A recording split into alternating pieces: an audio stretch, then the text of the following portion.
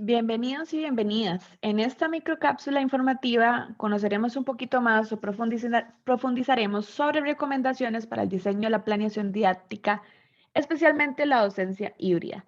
Esto es un recurso de formación continua organizado por la Comisión de Acreditación y Mejora Curricular de la Escuela de Ingeniería en Producción Industrial y se encuentra dirigido al personal docente de dicha escuela. ¿En qué consiste la planeación didáctica? De forma concreta, es un plan detallado de trabajo para la persona facilitadora de un proceso de aprendizaje que le permite mediar un contenido disciplinario. ¿Por qué es importante contar con la planeación didáctica? Porque gracias a ella podemos garantizar la coherencia y el cumplimiento de los resultados u objetivos de aprendizaje. Es decir, vamos a poner en práctica, a definir el plan, la estrategia para que todo aquello que se estableció en el programa de curso sea alcanzado en el tiempo determinado, sea de manera semestral, anual, bimensual, cuatrimestral o trimestral, entre otras condiciones del aprendizaje. También es importante mencionar que la planeación didáctica está establecida como una de las condiciones operativas que debe cumplir toda persona docente del Tecnológico de Costa Rica. Esto está establecido en los capítulos 5 y 6 del Reglamento de Evaluación de los Aprendizajes. ¿Cómo y cuándo debo realizar la planeación didáctica? Bueno, tenemos diversas opciones. Aquí marcamos principalmente dos, semestralmente, bimensualmente o mensualmente. También puede darse que se haga de manera trimestral, que se haga cuatrimestral, pero eso dependerá de la instancia donde ustedes se encuentren laborando. En el caso del Tecnológico de Costa Rica y específicamente la Escuela de Ingeniería en Producción Industrial, la planeación debe realizarse de manera semestral y ese es un ejercicio que debe hacerse de manera anticipada al proceso de aprendizaje, es decir, se debe entregar a inicios del semestre o antes de que el semestre esté pronto a desarrollarse, junto con el programa de curso que haya sido aprobado, acordado o discutido con las personas estudiantes. Esto no quita que durante el proceso de desarrollo del curso o actividad formativa, como especialistas, expertos o expertas encargados de dar un proceso de aprendizaje, hagamos cambios. Eso es más que válido. Pero la estrategia, esa forma en la que vamos a llegar al fin en mente, debe estar disponible y visible desde el inicio del semestre. Con la llegada de las tecnologías y los cambios que se han experimentado en la educación en general, pero específicamente lo que a nosotros nos atañe, que es la educación superior, hemos llegado a tener tres ámbitos de planeación que son importantes de tener en cuenta.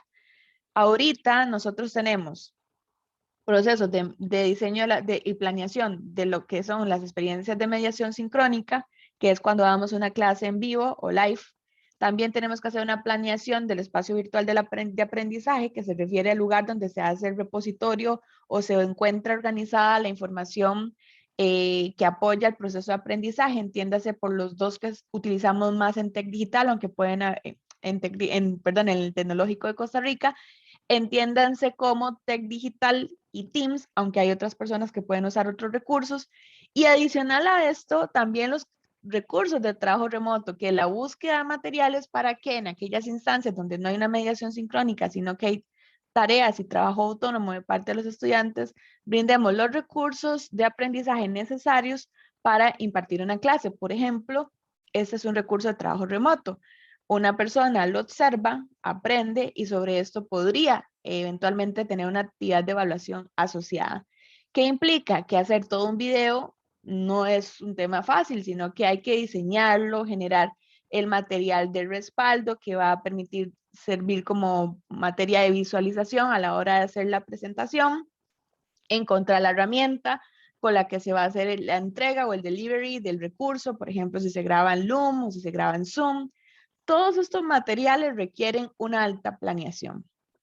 Esto se debe reflejar en la plantilla de planeamiento y en el caso del Instituto Tecnológico de Costa Rica tenemos una que fue generada por el Centro de Desarrollo Académico o más conocido por nosotros y nosotras como SEDA.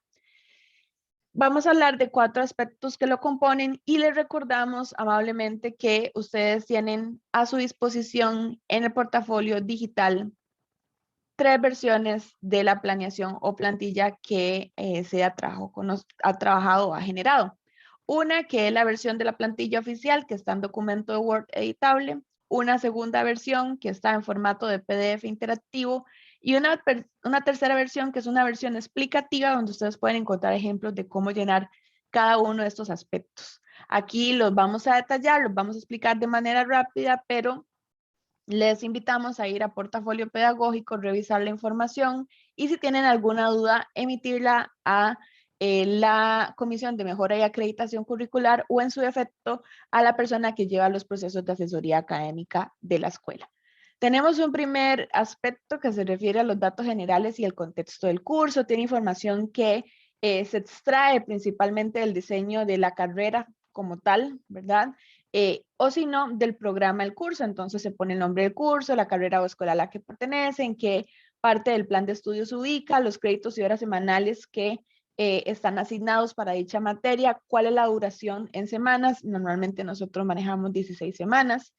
Una descripción de la población estudiantil, estudiantes por edad, por descripción académica y social, si por ejemplo vienen de bachillerato del colegio o si ya son personas que llevan licenciatura, que se encuentran trabajando, cuántos estudiantes, sus posibles intereses y qué aspectos importantes de sus necesidades tengan que ser consideradas para hacer dicha planeación.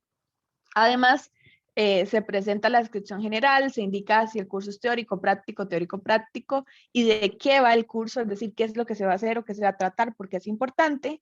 Se agrega un objetivo general que normalmente está predeterminado por la escuela a la hora del diseño de todo lo que se refiere al programa de estudios.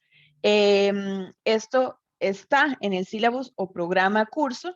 Y después está la metodología o dinámica, que es un resumen de cómo hacer la experiencia de aprendizaje que van a tener los estudiantes, cuáles son los instrumentos de evaluación y también de mediación pedagógica que se utilizan.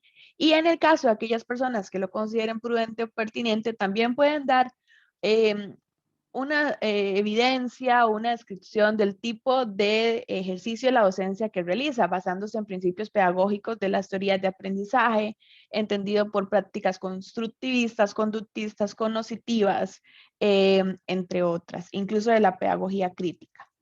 Tenemos varios aspectos que componen la planeación didáctica, serían sesión y modalidad, objetivos de aprendizaje, temática, contenidos, experiencias de aprendizaje, los medios, materiales y recursos y la columna de evaluación de los aprendizajes. También en algunos casos, y lo conveniente sería que después de evaluación de los aprendizajes haya un tiempo destinado. Si no existe la columna, se puede poner en la sesión o modalidad, es decir, cuánto tiempo va a invertir la persona en esa semana o unidad.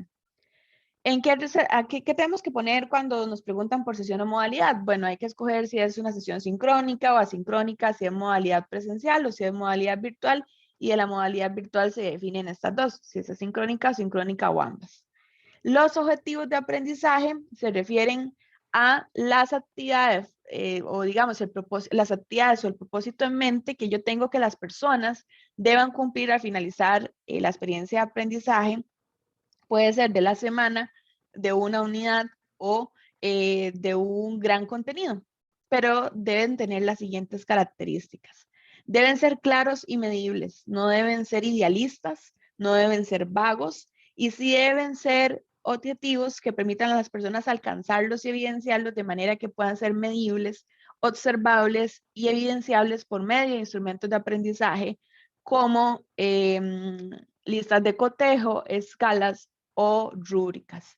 ¿Cómo sé yo que un objetivo de aprendizaje está debidamente diseñado, redactado? Bueno, porque a lo interno tienen específicamente el contenido que se espera, la actividad con la cual se va a enseñar o promover ese contenido, la habilidad o atributo deseado, que en este caso pues están establecidos por el tecnológico y cada una de las carreras también los tiene predeterminados o definidos según su ámbito de acción, y el recurso, en este caso, o herramienta digital para hacerlo. Cuando nos referimos a la unidad temática o contenidos, pues estamos hablando de los contenidos generales que se abordan en el curso.